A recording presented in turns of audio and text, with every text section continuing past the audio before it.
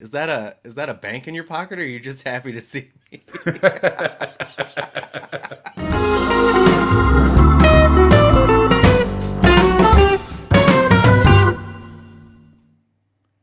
So, Mark, the big news came just, I don't know, a day or two ago that Clark County, as of June 1st, is going to, I guess, normal. They said that they're going to pre pandemic guidelines, which I didn't know there were any guidelines pre pandemic. So, I'm just assuming that we're going back to normal life.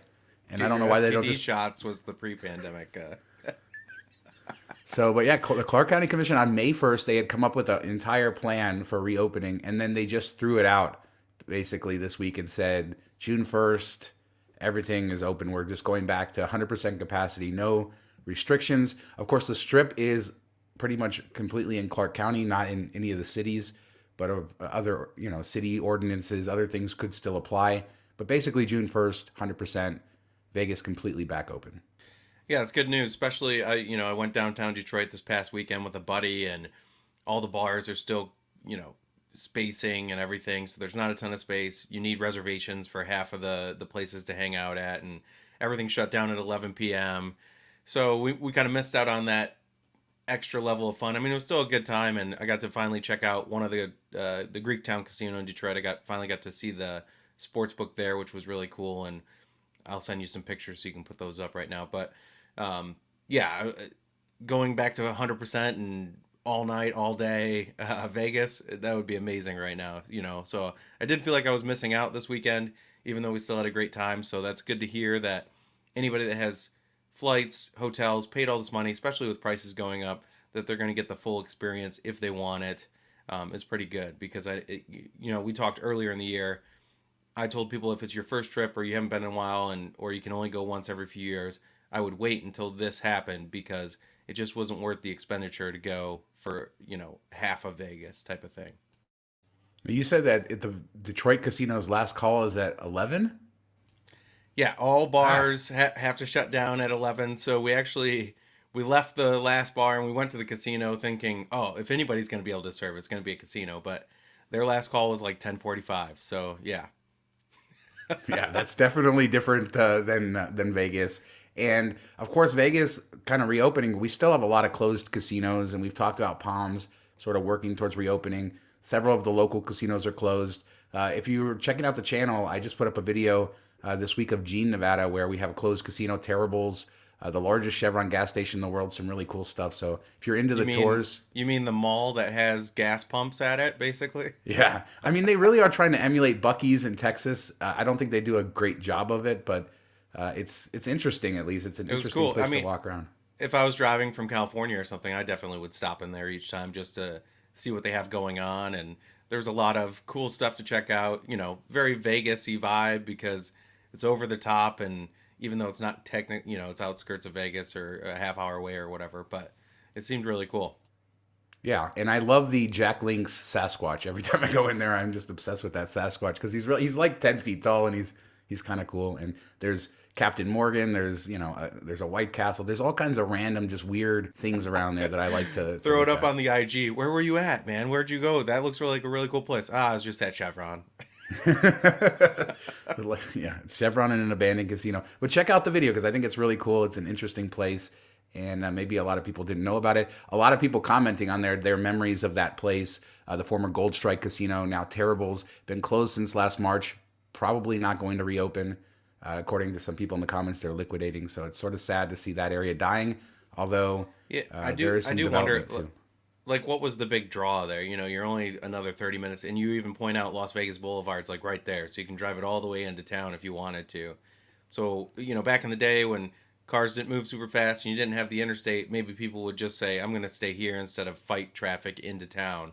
But I just didn't see what the draw would really be, for that location. What do you have around you? Well, So, back in the day, you didn't have casinos, Native American casinos, or casinos in Detroit, or casinos everywhere. And so, for a lot of California people, they would go to these casinos. Laughlin was kind of the similar thing. They would go there on day trips, things like that. So it was for kind of hardcore gamblers, and then people stopping along the interstate, on their way into Vegas. But basically, for people who wanted to get their gambling fix before they got to Vegas, or their last gambling fix on the way out. It was an alternative to Prim, which is about 10 miles away from there, state line. So yeah, it's a cool place. I stayed out Prim with there the way back when. angry guy that yelled at you for filming. What was his name? No, that was Pahrump. That was Bob and Pahrump.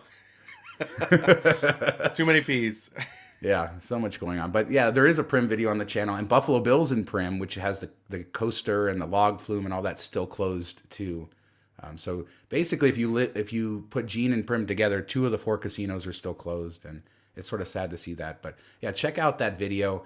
And I just wanted to give a little plug to that. We also wanted to give a plug to our first MTM Vegas meetup. We have a date. We don't have any details to announce right now, but just to save the date, September 18th. Probably going to be in the like late afternoon, early evening. What do you think? Yeah, I would think something like 4 or 5 p.m., 6 at the latest would be the start time, and just for a couple hours to hang out and everything. So details to come later, but September 18th, Mark is going to be in Vegas.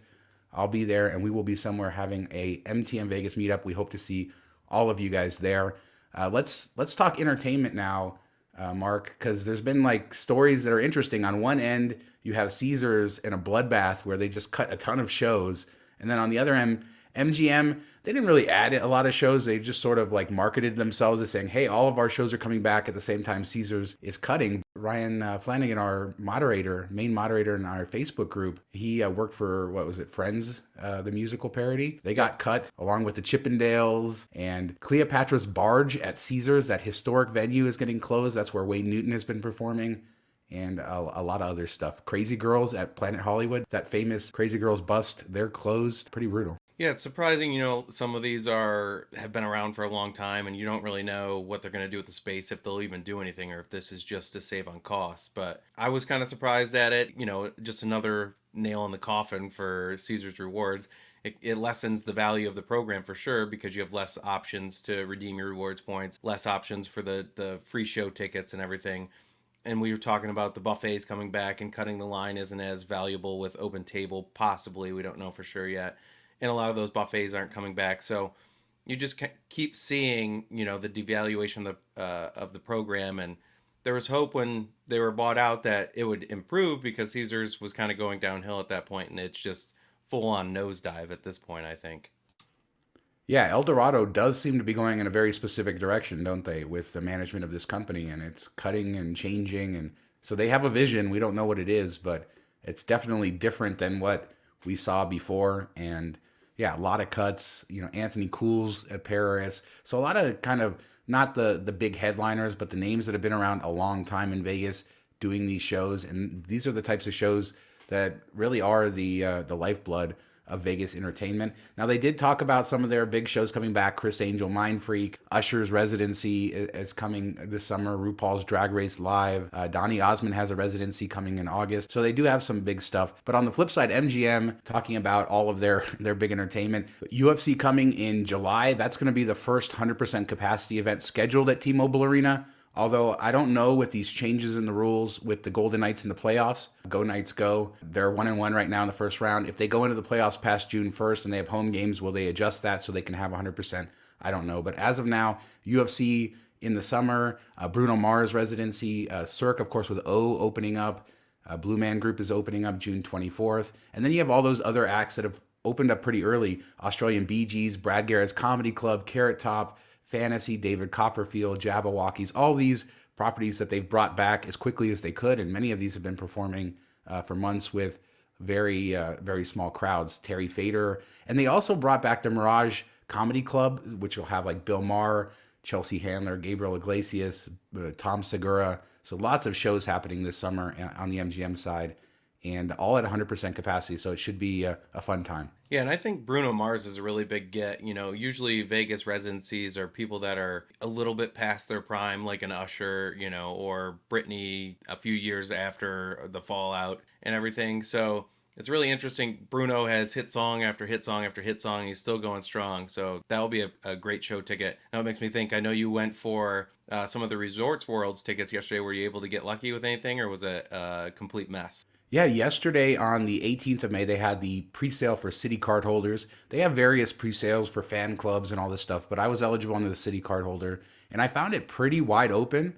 which is surprising to me. But yeah, I was able to get tickets for some stuff. I got some Katy Perry New Year's Eve. The 24th of May is when they go on sale to the public. And I don't know, I was expecting bigger demand. Initially, I was expecting it to be really hard to get tickets, and it didn't seem to be that way. But these pre-sales weren't really advertised very heavily. And the resort opens in June, and then these shows aren't until later in the year. So I think that they'll do really well, and they're going to sell out all these shows. But the hype machine hasn't really started quite yet. Like they had their announcement, and now they're sort of in like a lull period. So I expect them to do well, but good to see that. And I am going to go see Joe Rogan and Dave Chappelle in July for that same UFC event. Joe Rogan's in town, Dave Chappelle's doing, so they're doing it at MGM Grand Garden. And I do have tickets that I'm going to go see them. That'd be cool.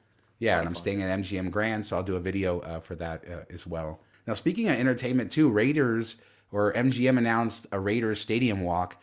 They're essentially turning a parking lot on the corner of Las Vegas Boulevard and Hacienda into a tailgate area.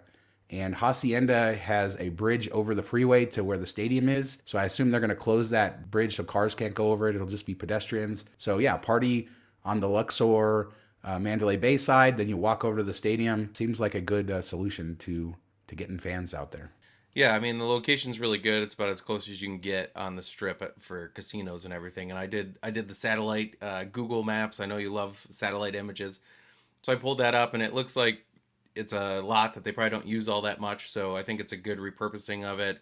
Cool idea, kind of reinventing something. So I always like when that type of things happen. I think it'll be cool to check out, depending on as long as it's not like a makeshift thing. I wouldn't even mind seeing them turning it into more of like an outdoor area that you can go to, like a carnival thing all year round or something. But I'm looking forward to see what it looks like for sure. Yeah, and it's rare in Vegas that they don't charge for stuff. So this is how they describe it. Located off Las Vegas Boulevard and Hacienda Avenue between Mandalay Bay and Luxor, the central area of the stadium walk is 130,000 square feet, so pretty big tailgate area located on the southeast corner of the Luxor. The area will be free and open to the public. It will feature Bud Light Beer Garden, which will offer food, entertainment, games, and drinks. So at least you could hang out there and get the festive atmosphere without having to buy a ticket. And like you said, hopefully it's a nice setup, and it's something that they can not only do for game days, but maybe for something else. Of course, Yeah, I MGM think owns the they're festival grounds across the street from there, which they can't use anymore because of the October 1st shooting. So it's good that they'll be able to put this in an area that's close to the stadium, but also should work really well. Yeah, I think it goes until the end of the game or event. So I think they're going to be doing it for whatever events are going on there, if there's concerts and stuff as well. So I think it'll be a good place to hang out just to watch the game. I assume there will be TVs and stuff all around. So it'll be kind of cool. Whenever I go to a college football game and I tailgate, half the time I don't want to leave the tailgate. If you have a TV on the back of your truck or car or whatever, you just hang out, watch the game, and drink all the beer you want and everything. So if they can recreate that type of atmosphere, it'll be a really cool experience. And I could see a lot of people just going there to hang out and be in the group, watching the game and enjoying everything. I'll sure do that. I'll definitely be there and film it, but also just to hang out and see what it's like. Because why not? It's free, and it's not too difficult to get to. So looking forward to seeing how they do that. Some other big news in the travel area came this week as Southwest launched their direct flights from Las Vegas to Hawaii. And it wasn't just one direct flight. There was actually quite a lot that they launched. Of course, Las Vegas, known as the ninth island, and tons of Hawaii tourism, Hawaiians visiting here. And we've always had, or not always, but for a long time, we've had a direct flight on Hawaiian Airlines to Honolulu. But now Southwest sort of really adding quite a lot. Honolulu nonstop twice daily from Las Vegas, starting June 6th. Kahalui twice daily starting June 27th. Kona, the big island, once daily starting September 7th. And then Lahui, which is Kauai, September 8th starting once daily. So basically the four major islands for tourists, you're going to have a daily flight or more out of Vegas. That's a big expansion here, and really good for locals, really good for Hawaiians. That should drive prices down on those Hawaiian Airlines flights as well. Yeah, for sure. Southwest, when they broke into Hawaii a year or two ago, they kind of made everybody bring their prices down a little bit. So that was good to see. And they also have a lot of inter island flights, so you don't have to just go the one direct flight. You can hop around once you get out there. So yeah, it's really cool. Their program, Rapid Rewards, is a really good program. You can book tickets with rewards points and cancel at any time. and get refunded, which some of the other Delta and stuff has added during the pandemic, but Southwest has always been that way. So even if you book a flight for cash and it drops in price, you can change the price to the lower price, and you'll get a voucher to use for a future flight. So it's a really good program. If you haven't flown Southwest, definitely check it out. Now the seating is a little bit it can be a little bit messy if you've never flown it. So be sure to check that out and know everything you need to do to ensure that you get a decent seat on the flights. Yeah, for sure. It's good news though to see them in the market, and I'm really excited about this as somebody who visits Hawaii usually once a year, once every couple of years. This should give me more options. Usually I have to go to LA or connect in some way because that Hawaiian Airlines flight is always pretty expensive. You're gonna go for the companion pass now? I mean, this definitely is a good use of the companion pass. If you don't know what that is, look our website, milestomemories.com, and search for companion pass, because that's another way to add even more insane value to this.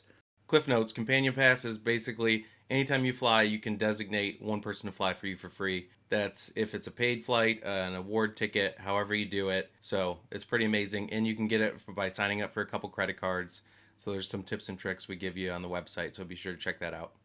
Yeah, I'll throw a link in the description for the companion pass too to help people find that information, because it's been something I've had many times in the past and it's saved me a ton of money. Speaking of money, fees. I wanted to talk about this really briefly because it's been in the news or on Twitter lately. We've seen some sort of crazy fees pop up here in Vegas. Cafe Americano in Paris came up with a restaurant regulation fee of a couple percent.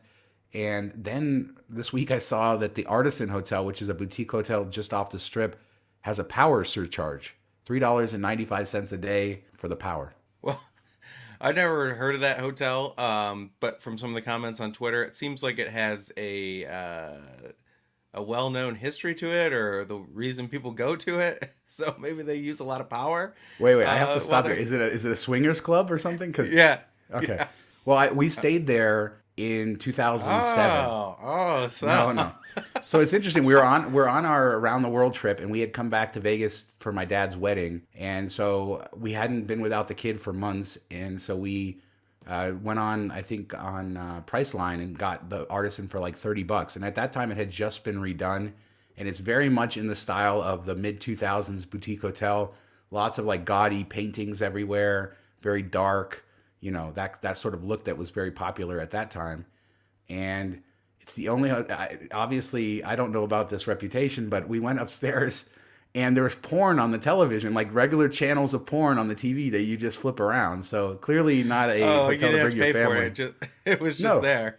Yeah, it was just one of the channels. Actually, it was several of the channels on the TV were porn. And yeah, it wasn't like... Is it the Las Vegas hotel with the coin-operated bed as well?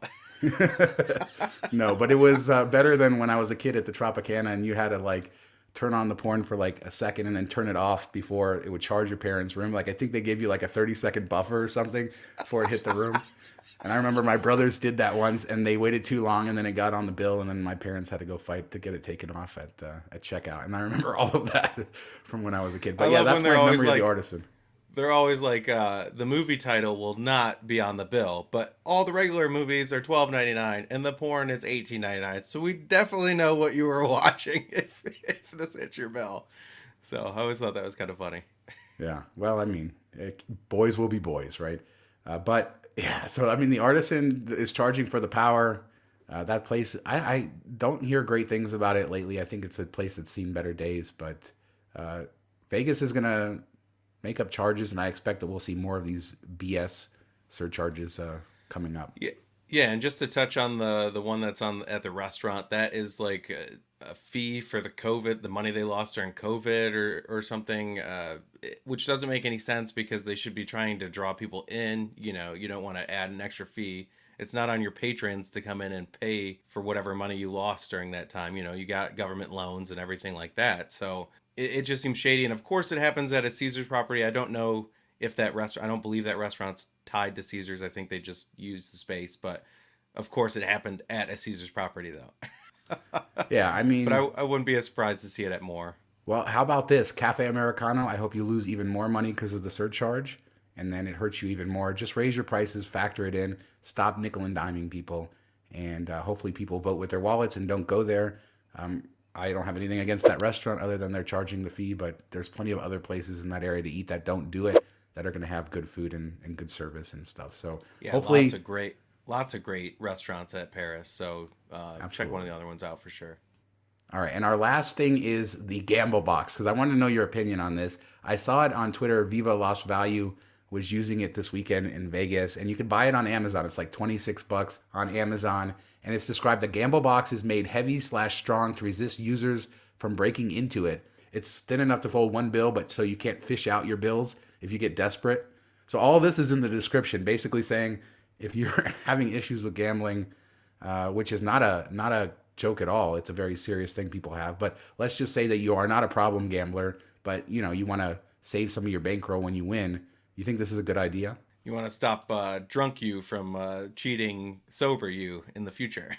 Yeah, I mean, you'd have to really. I think it's a good idea if you gamble a certain way, or if you, I guess, do Vegas in a certain way. Like if you bring debit cards and stuff, it's not going to work because you can just go to the ATM. Even a credit card, if you ever get cash advance stuff, go to the teller and get a cash advance.